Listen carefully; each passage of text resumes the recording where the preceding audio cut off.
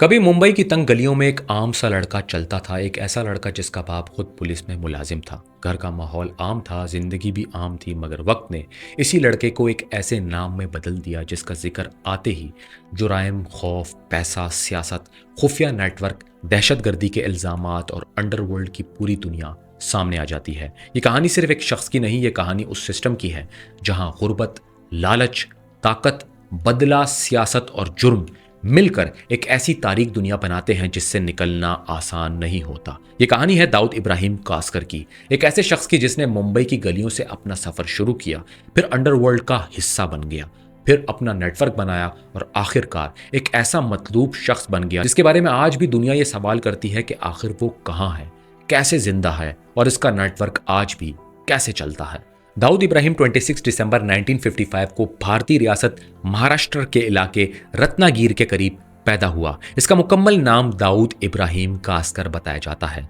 बाद में इसका खानदान मुंबई आ गया, जहां दाऊद ने डोनगिरी के इलाके में परवरिश पाई। डोनगिरी इस वक्त सिर्फ एक रिहायशी इलाका नहीं था, बल्कि मुंबई के बदलते हुए जुराइम पेशा माहौल का एक अहम हिस्सा भी बनता जा रहा था। दाऊद के वालिद इब्राहिम कास्कर मुंबई पुलिस में हेड कांस्टेबल थे, यानी घर में कानून का रिश्ता मौजूद था, मगर बाहर की दुनिया में दाऊद का राब्ता आहिस्ता आहिस्ता कानून तोड़ने वालों से जुड़ता गया। यही वो मोड़ था जहां एक आम लड़के की जिंदगी आहिस्ता आहिस्ता एक खतरनाक रास्ते की तरफ मुड़ने लगी। कहा जाता है कि दाऊद ने कम उम्री में ही छोटे मोटे जुराइम से आगाज किया। पहले चोरी, धोखाधड़ी, छोटे झगड़े, फिर स्मगलिंग और मकामी गैंग से ताल्लुकात। इस वक्त मुंबई में जुर्म सिर्फ गली मोहल्ले तक महदूद नहीं था, बल्कि समंदर के रास्ते सोना, इलेक्ट्रॉनिक्स, कपड़ा, गैर कानूनी सामान और बाद में मंशियात की स्मगलिंग एक बड़ा कारोबार बन रही थी। यही वो माहौल था जिसने कई छोटे मुजरिमों को बड़े गैंगस्टर्स में बदल दिया। 1970 और 1980 की दिहाई में मुंबई का अंडरवर्ल्ड कई ताकतवर नामों के दरमियान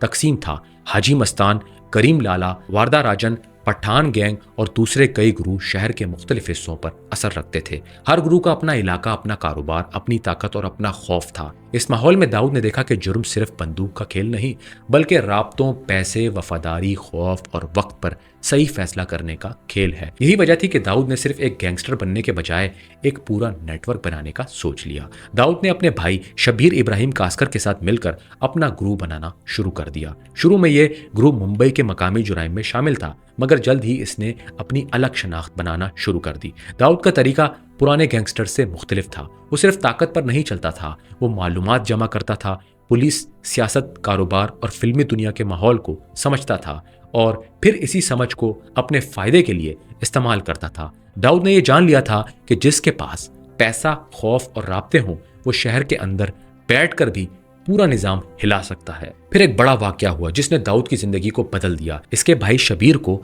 राइवल गैंग यानी मुखालिफ गैंग के लोगों ने कत्ल कर दिया। ये वाकया दाऊद के लिए सिर्फ जाती नुकसान नहीं था, बल्कि बदले की आग भी था। इसके बाद दाऊद और ज्यादा सख्त हो गया, ज्यादा खतरनाक और ज्यादा मुनज़्ज़म अंदाज में सामने आया। इसने अपने दुश्मनों के खिलाफ कार्रवाइयां की, अपने नेटवर्क को मजबूत किया और आहिस्ता आहिस्ता मुंबई अंडरवर्ल्ड में अपनी जगह बना ली। यही वो वक्त था जब दाऊद एक आम मकामी मुजरिम से बढ़कर एक बड़े जुराइम पेशा सरबराह के तौर पर उभरने लगा। इसी दौर में दाऊद के नेटवर्क को बाद में डी कंपनी के नाम से जाना गया। डी कंपनी सिर्फ एक गैंग नहीं थी, ये एक मुकम्मल जुराइम पेशा तंजीम थी। इसमें भत्ताखोरी, स्मगलिंग, मंशियात, गैर कानूनी पैसे की तरसील, हवाला, जमीनों के मामलात, फिल्मी दुनिया पर दबाव, कारोबारी लोगों से पैसा वसूली और मुखालफिन को ख़त्म करने जैसे इल्ज़ामात शामिल रहे।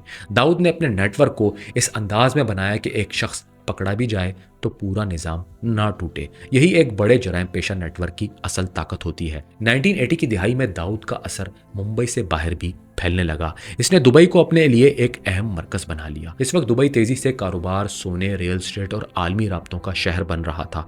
दाऊद के लिए ये शहर एक ऐसा मकाम था जहां से वो भारत के अंदर अपने नेटवर्क को भी चला सकता था और आलमी सतह पर अपने राब्ते भी बढ़ा सकता था। इसी दौरान दाऊद का नाम स्मगलिंग, हवाला, फिल्म इंडस्ट्री और बड़े कारोबारी मामलात में बार बार आने लगा। मुंबई की फिल्मी दुनिया यानी बॉलीवुड भी इस दौर में अंडरवर्ल्ड के दबाव में महफूज नहीं थी। कई फिल्म साजों, अदाकारों और प्रोड्यूसरों पर दबाव, धमकियों, सरमायाकारी और भत्ताखोरी के इल्जामात सामने आते रहे।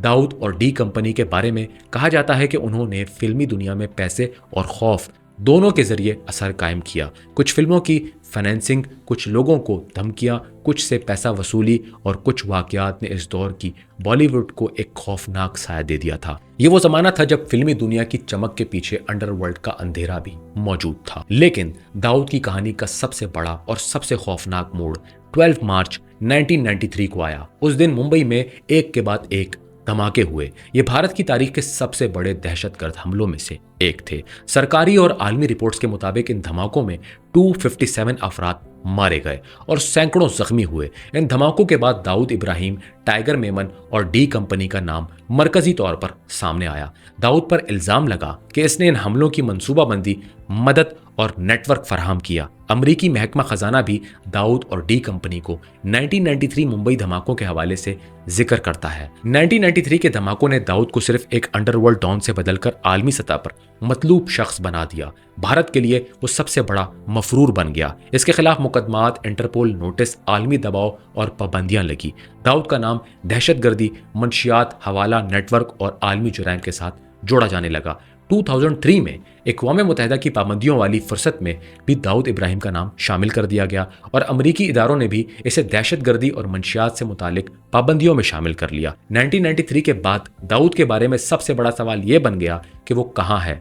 भारत बार बार ये दावा करता रहा कि दाऊद पाकिस्तान में मौजूद है। खास तौर पर कराची का नाम लिया जाता रहा, जबकि पाकिस्तान इस दावे की तरदीद करता रहा। इसी वजह से दाऊद की मौजूदगी हमेशा एक आलमी बहस बनी रही।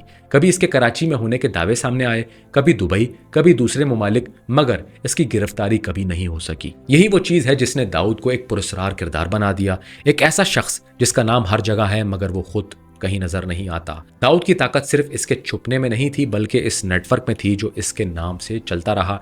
डी कंपनी के बारे में आलमी रिपोर्ट्स में कहा गया कि इसका नेटवर्क भारत, पाकिस्तान, मुत्तहिदा अरब अमारात और दीगर खित्तों तक फैला हुआ था। अमरीकी महकमा खजाना के मुताबिक डी कंपनी जुराइम की मुख्तलिफ सरगर्मियों में मुलविस रही, जिनमें मंशियात की स्मगलिंग, भत्ताखोरी, स्मगलिंग और कॉन्ट्रैक्ट किलिंग शामिल हैं। दाऊद के नेटवर्क का एक अहम हिस्सा हवाला सिस्टम भी समझा जाता है। हवाला एक गैर रस्मी तरीका है जिसके जरिए पैसा एक मुल्क से दूसरे मुल्क मुंतकिल कर दिया जाता है, अक्सर बैंकिंग सिस्टम से बाहर रहकर। जुराइम पेशा नेटवर्क इस तरीके को इस्तेमाल करके पैसा छुपाने, मुंतकिल करने और सरमायाकारी में इस्तेमाल करने के इल्जामात का सामना करते रहे हैं। दाऊद के बारे में भी यही दावे किए जाते रहे कि इसने हवाला के जरिए अपने नेटवर्क को माली ताकत दी, रियल स्टेट में सरमायाकारी की और मुख्तलिफ मुल्कों में अपना असर बरकरार रखा। डी कंपनी का एक और खतरनाक पहलू मंशियात का कारोबार बताया जाता है। आलमी पाबंदियों और अमरीकी बयानात में दाऊद और डी कंपनी को मंशियात के आलमी नेटवर्क से भी जोड़ा गया। मंशियात सिर्फ जुर्म नहीं होती, ये पैसा पैदा करती हैं। फिर वो पैसा असलहा, दहशतगर्दी, सियासत, रिश्वत और मजीद जुराइम में इस्तेमाल हो सकता है। यही वजह है कि दाऊद का नाम सिर्फ भारत के कानून नाफिज करने वाले इदारों के लिए नहीं, बल्कि आलमी इदारों के लिए भी अहम बना रहा। दाऊद की जिंदगी में एक और बड़ा मोड़ उस वक्त आया जब इसके करीबी साथी छोटा राजन से इसका इख्तलाफ हो गया। छोटा राजन पहले दाऊद के नेटवर्क का अहम हिस्सा था, मगर 1993 के बाद दोनों के रास्ते अलग हो गए। छोटे राजन ने खुद को दाऊद का दुश्मन जाहिर किया और दोनों ग्रोहों के दरमियान खूनी दुश्मनी शुरू हो गई। इस दुश्मनी में कई लोग मारे गए, कई हमले हुए और मुंबई अंडरवर्ल्ड मजीद टुकड़ों में तकसीम हो गया। दाऊद और छोटा राजन की दुश्मनी सिर्फ दो गैंगस्टर्स की लड़ाई नहीं थी, बल्कि ये इस बात की मिसाल थी कि जुराइम की दुनिया में वफादारी अक्सर ताकत और मुफाद के सामने कमजोर हो जाती है। वक्त के साथ मुंबई पुलिस ने अंडरवर्ल्ड के खिलाफ सख्त कार्रवाइयां शुरू कर दी।